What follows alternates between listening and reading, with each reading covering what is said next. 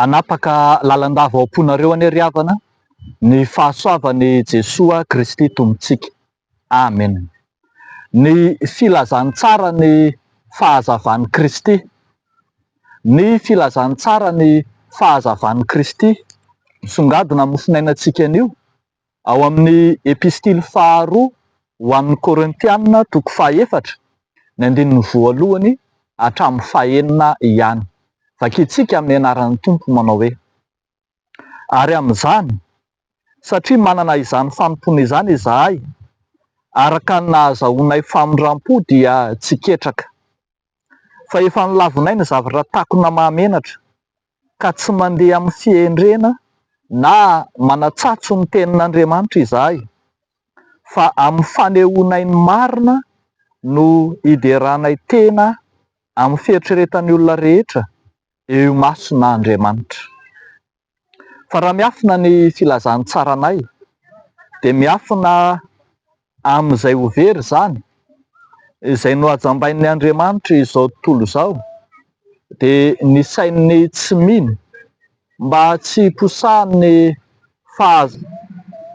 fahazavan'ny filazantsara ny voninahitry Kristy izay endrik'Andriamanitra. Fa tsy ny tenanay no torianay, fa Kristy Jesosy Tompo, ary izahay dia mpanomponareo noho ny aminy Jesoa. Fa Andriamanitra izay nandidy hoe aoka ny mazava hahazava ao amin'ny maizina no nampahazava ny fonay ho amin'ny fahazavan'ny fahalalana ny voninahitr'Andriamanitra eo amin'ny tavan'i Jesoa Kristy. Ray Masino, manamasinanay amin'ny fahamarinana, ny teninao no fahamarinana. Amen. Ny filazantsara ny fahazavan'i Kristy. Eto amin'ity epistily ity ny apôstôly Paoly dia maneho fanazavana ny maha-apôstôly azy eo anatrehan'ny fandavana samihafa, eo anatrehan'ny tsy fankatoavana, eo anatrehan'izay fiheveran'ny olona fa milaza tena ny apôstôly, dia indro izy mitondra fanazavana lava manomboka any amin'ny toko faha-efatra iray manontolo, toko faha-telo, toko faha-efatra, toko faha-dimy, toko faha-enina, manazava ny maha-apôstôly avy amin'Andriamanitra azy. Ao anatin'ny fonjan-kevitra anambarany ny maha-apôstôly azy no ilazany fa tsy midera tena izy ary tsy manambara tena rahateo. Kristy izay niantso azy no ambarany, ary ny porofon'izany dia indro ny fanambarany dia fanambarana mazava, fanambarana maneho ny fahazavan'i Kristy tsy misy aizina ary tsy misy fieremana na faharatsiana, fa indro tena fanambarana mitondra fanazavana ho an'izao tontolo izao.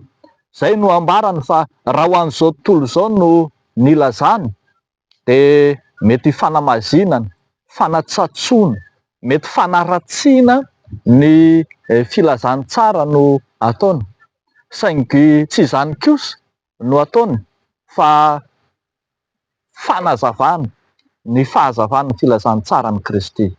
Ambara eto fa ny an'izao tontolo izao sy ny sainy tsy mino no mitondra fanamazinana ny filazantsara, fa ny apôstôly Paoly kosa dia mitady izay hiposahan'ny fahazavan'ny filazantsara ny voninahitry Kristy hoy izy eo amin'ny andininy faha-efatra. Ary mbola mahafisiny ihany eo amin'ny andininy faha-enina hoe aoka ny mazava hahazava ao amin'ny maizina no ampahazava ny fonay ho amin'ny fahalalana, ho amin'ny fahazavana ny fahalalana ny voninahitr'Andriamanitra eo amin'ny tavan'i Jesoa. Arak'izany, na izay nambaran'i Jesoa, na izay nambaran'Andriamanitra, na izay nambaran'ny apôstôly Paoly, dia iray ihany, tsy misy afa-tsy ny fahazavan'ny filazantsara. Iray ihany ny teny izay entin'ny apôstôly Paoly, mitovy amin'ny filazantsara ny Kristy sy izay fanambarana efa nambaran'Andriamanitra mialoha.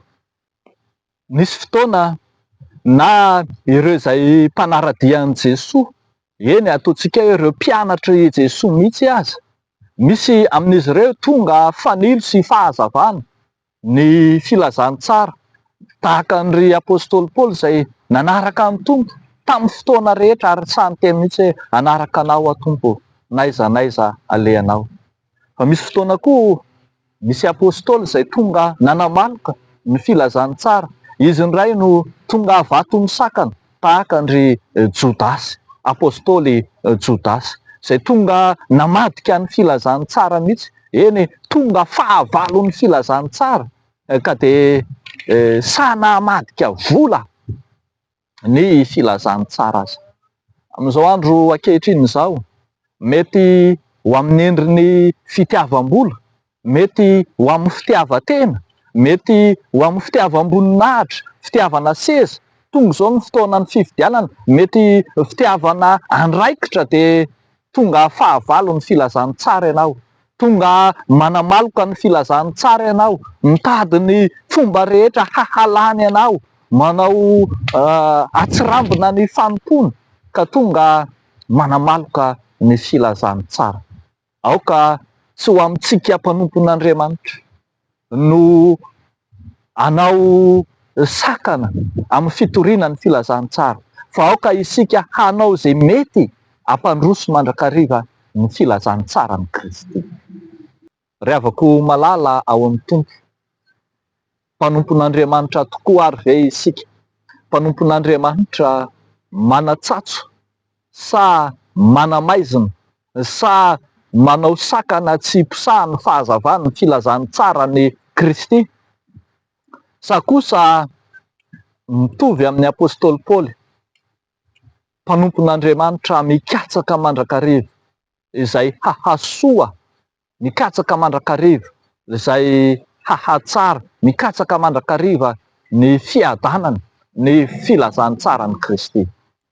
Aoka isika mpanompon'Andriamanitra rehetra tsy hisy volo manorandrana, tsy hisy hosakana ny amin'ny fampandrosoana ny filazantsara, fa tena hiara-iasa amin'Andriamanitra marina tokoa, ho mpanompo tsy mahazo henatra ka ho say hanambara izay efa nambaran'i Kristy, ho say hanamafy izay efa nafafin'i Kristy.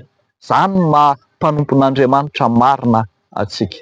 Lehibe amin'izao fotoana izao no milaza ny tenany fa voantson'Andriamanitra, mpanompon'Andriamanitra, kristianina, fiangonana, kanefa na ny teniny, na ny fihetsiny, na ny fisainany aza moa de toa zary manamaloka ny hasin'ny filazantsara, manamaloka ny fahazavan'ny filazantsara ny Kristy, ka de tonga vato misakana, manao izay tsy hiposahan'ny fahazavan'ny filazantsara ny voninahitry Kristy ireny olo ireny.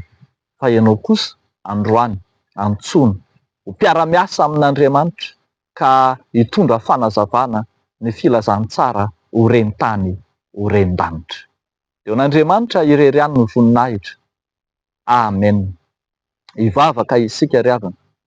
Tompo, misaotra anao zahay ny amin'ny fahazavan'ny filazantsaranao izay efa nampamirapiratinao teo amin'ny fiainanay, fa izay koa de vonona mazoto hitondra fanazavana, anambara ny filazantsaranao ho reni-tany. Fantatray fa momba anay ianao, ary izany no angatahanay koa Tompo ho amin'ny mpitory filazantsara rehetra, ho an'ireo misedra sarotra amin'ny fitoriana ny filazantsara, ho an'ireo sahirana amin'ny fitoriana ny filazantsara. Ianao Tompo no hamelona azy ireny, hanome azy ny fahafahana rehetra, hanambara madio, hanambara mazava ny filazantsaranao. Ataonay amin'ny anaran'i Jesosy izany vavaka izany, misaotra raha io. Amen.